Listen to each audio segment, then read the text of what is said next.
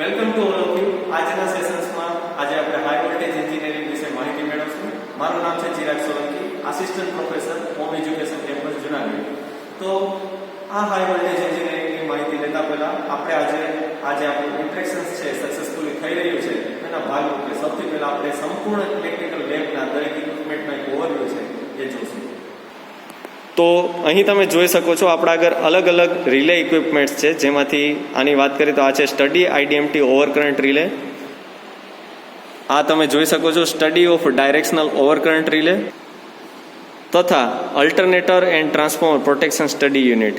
બરાબર, તો આ બધા જ જે યુનિટ છે એ આપણે રિલે ઇક્વિપમેન્ટ સાથે સંકળાયેલા છે અને આ બધાનો જ ઉપયોગ સ્વિચ ગિયર એન્ડ પ્રોટેક્શન્સ સેક્શન્સની અંદર ઇલેક્ટ્રિકલની અંદર આગળ જતાં આપણે પ્રેક્ટિકલ્સ છે એ આ બધી કીટો પર થતા હોય છે.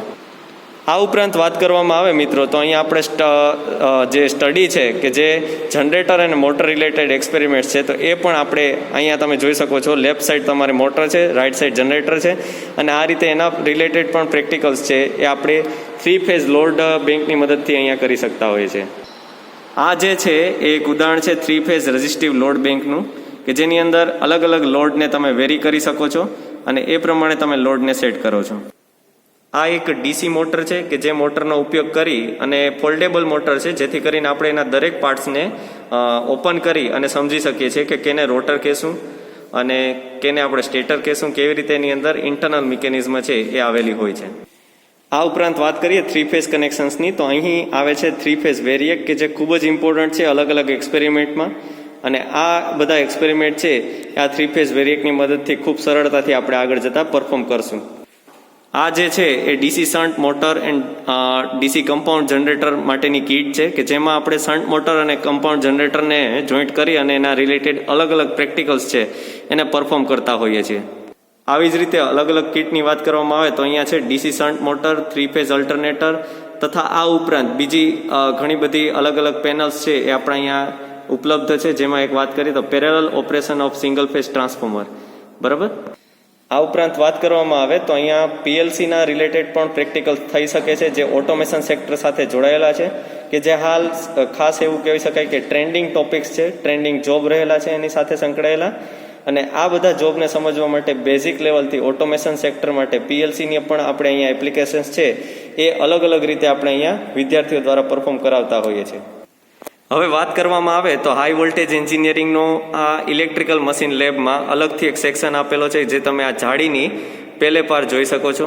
બરાબર, અહીં તમને બ્લુ એન્ડ રેડ કલરના મોસ્ટ ઓફ જે ઇક્વિપમેન્ટ જોવા મળે છે એ બધા જ હાઈ વોલ્ટેજ સાથે સંકળાયેલા ઇક્વિપમેન્ટ્સ છે અને આ બધા જ ઇક્વિપમેન્ટની ઉપયોગ આપણે એસી અને DC related high voltage applications માટે કરતા હોઈએ છીએ.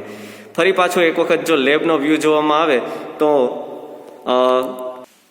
લેબના વ્યૂ તરીકે આપણે જોઈ શકો છો કે આખી જ ઇલેક્ટ્રિકલ મશીન લેબ છે એની અંદર દરેક અલગ અલગ એક્સપેરિમેન્ટ્સ છે એ કીટ સાથે અહીંયા આપણને જોવા મળે છે તથા દરેક કીટ પાસે એના રિલેટેડ એક ચાર્ટ પણ લગાવવામાં આવેલો છે જેથી કરીને વિદ્યાર્થી છે એ ચાર્ટને જોઈ શકે.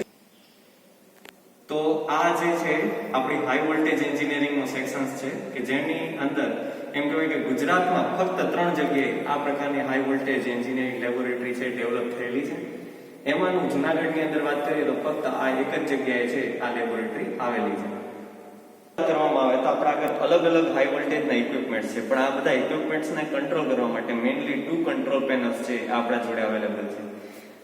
બંને પેનલ્સ છે, બંનેની અંદર અલગ અલગ છે એ કંટ્રોલ સિસ્ટમ્સ આવેલી છે. એસી અને ડીસી બંને પ્રકારના નેચર્સને આપણે કંટ્રોલ કરવા માટે અલગ અલગ 2 પેનલની અહીંયા રચના કરવામાં આવેલી છે. એમાંની આ એક પેનલ છે. બીજી પેનલ છે કે જે અત્યારે આપણે હાલ એક્સપેરિમેન્ટ કરશું એ અંદરની બાજુ છે, તો એ સેક્શનની અંદર આપણે નેક્સ્ટ જશું.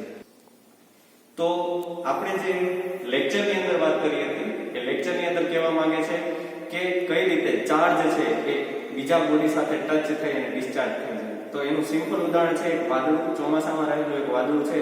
જો એ કોઈ ચાર્જથી ભરેલું હોય ને ચાર્જ જ્યારે જમીન સાથે ડિસ્ચાર્જ થાય છે તો આપણે વીજળી તરીકે એને ઓળખતા હોય છે. તો અહીં પણ આપણા પાસે 2 રોડ છે રાખેલા છે.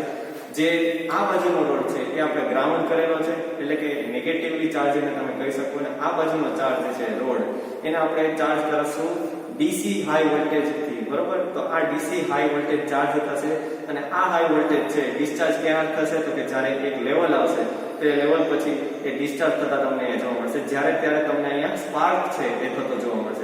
તો આ બંને પોઈન્ટ વચ્ચે જે સ્પાર્ક થાય છે એ પોઈન્ટ છે એની બ્રેકડાઉન કેપેસિટી કહેવાતા હોય છે.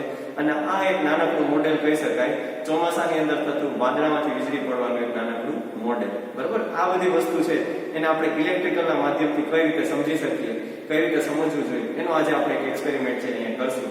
પણ આ એક્સપેરિમેન્ટ કરતા પહેલા આપણે અહીંયા રહેલા દરેક કમ્પોનન્ટની એક ઓવરવ્યુ છે એ જાણકારી મેળવશે. તો અહીંયા તમે જોઈ શકો છો આપણી જોડે છે બે રોડ કે જે હમણાં આપણે જોયા. આ રોડ સિવાય તમને અહીંયા દેખાય છે કંટ્રોલ પેનલ. આ કંટ્રોલ પેનલને ડિટેલમાં સમજીએ તો અહીંયા આપણે જોવામાં આવે તો આખી જે છે કંટ્રોલ મિકેનિઝમ છે. પહેલી વસ્તુ જોઈએ તો આ છે આપણું ઇનપુટ. આ ઇનપુટને હું એમસીબીને ઓન કરીશ તો જ પાવર મેઇન છે મારો આગળ જશે, બાકી પાવર ઓફ થઈ જશે. અમુક અનસર્ટેન કન્ડિશન્સની અંદર આ વસ્તુ જે છે ઓવર કરંટ થશે અથવા તો કોઈ અનિચ્છનીય કરંટ છે ફ્લો થશે તો આ ઓટોમેટિકલી ટ્રીપ થશે. એટલા માટે મેં પ્રોટેક્શન્સ તરીકે મેઇન બેકઅપ પ્રોટેક્શન્સ તરીકે અહીંયા એમસીબી છે એને ગોઠવવામાં આવેલ છે. ત્યાર પછી વાત કરીએ તો ઓથેન્ટિકેટ પ્રોટેક્શન્સ આવે છે જેને કહેવાય છે સ્વિચ બેઝ ઓપરેટિંગ. તો અહીંયા તમને કી છે એ જોવા મળે છે. આ કી જો ના હોય તો તમે આને ઓપરેટ ના કરી શકો. એટલા માટે આ પેનલને કોઈ ઓથેન્ટિકેટ પ્રમાણિત માણસ છે એ આને ઓપરેટ કરી શકે એ માટે આપણે આ કી બેઝ સિસ્ટમ છે આની અંદર ઇન્સ્ટોલ કરેલી છે.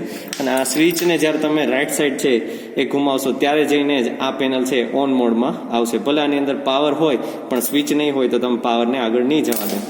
ત્યાર પછી આવે છે અહીંયા બે પુશ બટન કે જે ગ્રીન બટન છે એ પેનલને ઓન કરવા માટે યુઝ થાય છે, રેડ બટન છે પેનલને ઓફ કરવા માટે યુઝ થાય છે. ત્યાર પછી આવે છે સ્વિચ બટન કે જે સ્વિચ કરે છે ડીસી અને એસી વચ્ચે. તમે આ પુશ બટનને જો લેફ્ટ સાઈડ રાખો છો તો એની અંદર એસી છે એ પ્રેક્ટિકલ થશે, એટલે કે પાવર સપ્લાય છે એસીની અંદર રહેશે. તમે જો આ પુશ બટનને ડીસી બાજુ રાખશો તો તમારો પાવર સપ્લાય કેવો હશે તો કે ડીસી બેઝ. બરાબર, તો આ રીતે જે છે અહીંયા આખી પાવર મિકેનિઝમ છે. આ સિવાય મેઇન વસ્તુ વાત કરવામાં આવે તો અહીંયા છે વેરિએક. આ વેરિએક છે એ હાલ 0 પર સેટ છે. આ 0ને તમે ફેરવી અને તમે 240 સુધી અથવા તો એથી વધારે તમે આગળ છે અહીંયા જ્યાં સુધી મેક્સિમમ રીડિંગ છે ત્યાં સુધી તમે આને શું કરી શકો છો તો કે હાયર પોઈન્ટ પર વેરી કરી શકો છો. બરાબર, તો અહીંયા મિત્રો તમે વાત કરવામાં આવે તો આ વેરિએકની શું જરૂર છે તો કે આપણે જે પ્રેક્ટિકલ કરવો હોય એના અલગ અલગ રીડિંગ્સ છે અલગ અલગ વોલ્ટેજ પર કેવા મળશે એની માટે આપણે આનાથી અલગ અલગ રીડિંગ છે ને આપણે સેટ કરી શકીએ છીએ. તો આ વેરિએકની વાત થઈ ગઈ. અહીંયા અલગ અલગ મેઝરિંગ ઇક્વિપમેન્ટ્સ પણ છે જેની માહિતી મેળવીએ. તો અહીંયા જે 3 ઇક્વિપમેન્ટ છે તમને જોવા મળે છે.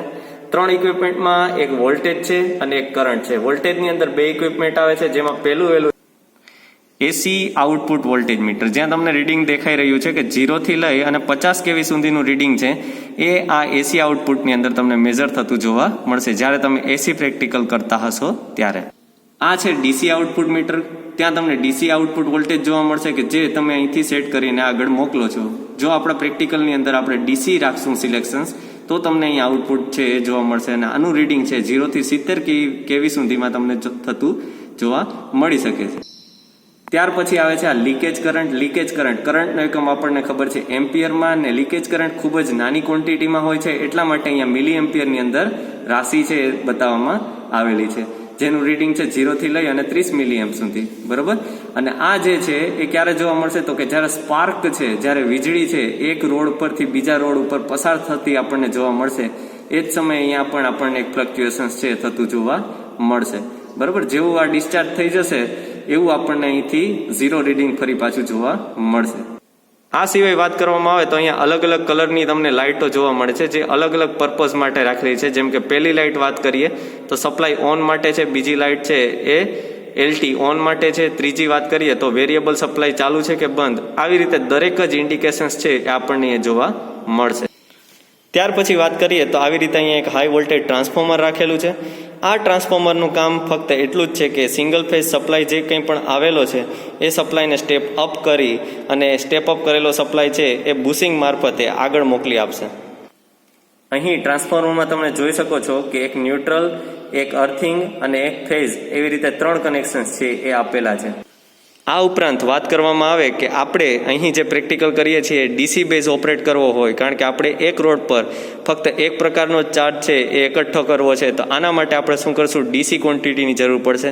પણ ડીસી ક્વોન્ટિટી છે આપણને ક્યારે મળશે તો કે આપણે રેક્ટિફાયર રાખશું ત્યારે. એટલે આપણે ટ્રાન્સફોર્મર સાથે એક રેક્ટિફાયર પણ જોડેલું છે, જે તમને વચ્ચેનું લાલ કલરનું જે બીબા એટલે કે સિલિન્ડ્રિકલ ટાઈપ જે તમને વચ્ચે ભાગ દેખાય છે રેડ કલરનો, આ છે આપણું એક રેક્ટિફાયર કે જે તમારું એસી ને ડીસીની અંદર કન્વર્ટ કરે છે. તો આ જે વાત છે આપણું રેક્ટિફાયર થઈ ગયું, અને આ રેક્ટિફાયર થ્રુ આપણો જે આ સપ્લાય છે, આ સપ્લાય છે ડીસી સપ્લાય, એ જશે આપણા નજીકના રોડ પર. આ રોડ છે એ હેવીલી ચાર્જ થશે, અને મિત્રો આને આપણે આપણી ક્ષમતા મુજબ આનું જે ડિસ્ટન્સ છે જેમ જેમ વધશે એમ અહીંયા રાખેલો ચાર્જ પણ આપણે વધારી શકશું. જેનું વાત કરીએ તો 11 કિલો વોલ્ટેજ એટલે કે 11,000 વોલ્ટેજ, 22,000 વોલ્ટેજ અથવા તો 30,000 વોલ્ટેજ સુધી આપણે આને એક્સટેન્ડ કરી શકીએ છીએ. બરોબર ને? આ રીડિંગ છે એ એક લિમિટે પહોંચતા પછી અહીંથી આપણને એક સ્પાર્ક થતો જોવા મળશે. તો હવે આપણે પ્રેક્ટિકલ છે એને ઓન કરી અને જોઈશું.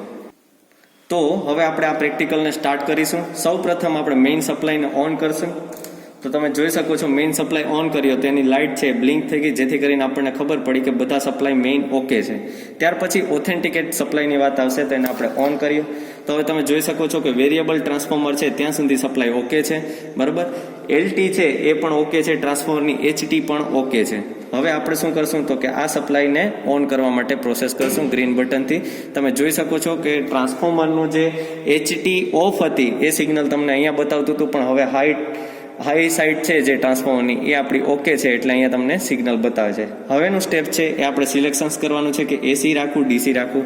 તો આપણું સિલેક્શન અહીંયા આપણે ડીસી ઉપર સેટ કરશું, અને વેરિએક જે છે એને આપણે ધીરે ધીરે કરી અને સ્ટેપ બાય સ્ટેપ વધારવાનું સ્ટાર્ટ કરશું. તો તમે જોજો આપણે વેરિએક છે વધારી રહ્યા છે. અહીંયા વોલ્ટેજનું વેલ્યુ પણ તમને છે એ વધતી જોવા મળી રહી છે. બરાબર, આ વોલ્ટેજની વેલ્યુ છે તમને ઘણી બધી ચેન્જીસ થતી જોવા મળશે. જેમ જેમ હું વેરિએકને ફેરવું છું એવી રીતે તમને અહીંયા જે કંઈ પણ વેલ્યુ છે એની અંદર ઇન્ક્રીઝિંગ ઓર્ડર છે જોવા મળી રહ્યો છે. અને હવે આપણે આ સ્ટેપ્સને રોડ ઉપર શું અસર થઈ રહી છે આ સમયે એ જોવા જશું. તો તમે અત્યારે જે છે આપણે બ્લેક રૂમ કરી દીધો છે, જેથી કરીને સ્પાર્ક તમને ઇઝીલી દેખાઈ શકે. અને અત્યારે જે છે સિસ્ટમની અંદર ચાર્જ ચાલુ જ છે. તો હવે હું વોલ્ટેજ થોડોક ઇન્ક્રીઝ કરી અને હવે પછીની ઘટના છે તમે જોજો કે સ્પાર્ક કેવો એક રોડથી બીજા રોડ તરફ ટ્રાન્સફર થશે, અને આખી ઘટનાને આપણે જોવાની છે.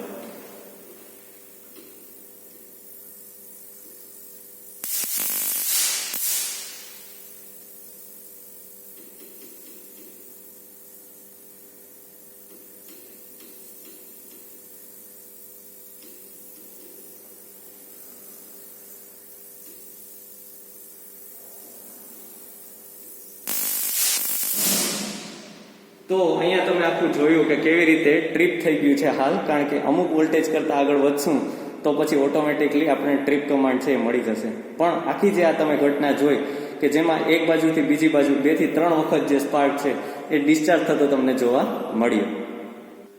ફરી પાછું આપણે આ આખી પ્રોસેસને રિપીટ કરશું, જેથી કરીને તમને હાલ કંટ્રોલ પેનલ પર શું અસર થઈ રહી છે એ ખબર પડે, સામે રોડ પર શું અસર થઈ રહી છે એ ખબર પડે, અને આખા જ પ્રેક્ટિકલને તમે એક નજરથી જોઈ શકો. ફરી પાછું છે આખી પ્રોસેસને રિપીટ કરશું. મેઇન સ્વિચ ઓન છે, ઓથેન્ટિકેટ ઓન છે, સપ્લાયને મેં ઓન કરી દીધો છે, ડીસી ઉપર સેટ છે, અને વેરિએકને આપણે 0 થી છે એ મૂવ કરશું. તમને વોલ્ટેજ અહીંયા ઇન્ક્રીઝ થતો જોવા મળશે, પણ 20 કેવીની આસપાસ મિત્રો અત્યારે જે બે રોડ વચ્ચે જે ગેપ રાખ્યો છે એ ગેપ પ્રમાણે આપણે 20 કેવીથી ઉપર જેવા જશું એટલે તરત જ સ્પાર્ક છે એક બાજુથી બીજી બાજુ સ્પાર્કના રૂપે વીજળી છે એ ડિસ્ચાર્જ થશે. તો આ જે ઘટના છે એક વાદળામાંથી ડિસ્ચાર્જ થતી વીજળી જેવી જ છે, પણ આ એક નાનું વર્ઝન છે એનું. બરાબર, ફરી પાછું આપણે પ્રેક્ટિકલને કરશું, ધ્યાનથી જોજો. તમે અહીંયા જોઈ શકો છો આપણો વોલ્ટેજ છે એ ઇન્ક્રીઝ થતો જોવા મળશે, અને સામેની બાજુ મેઇન તમારું ફોકસ હોવું જોઈએ કે જ્યાં આપણું ડિસ્ચાર્જ છે એ થવાનું છે.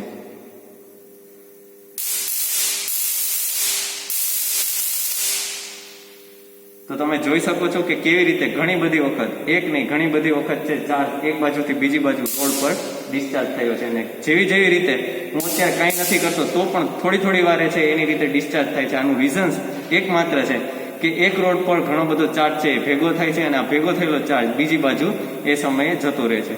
તો આવી રીતે આખો આ પ્રેક્ટિકલ્સ છે આપણે અહીંયા સમજી શકીએ છીએ. તમે જોયું કે કેવી રીતે એક સ્પાર્ક છે એક રીચ પર પહોંચ્યા પછી આપણું જે ટ્રાન્સફોર્મર છે ઓટો ટ્રિપિંગના મોડમાં જતું રહે છે.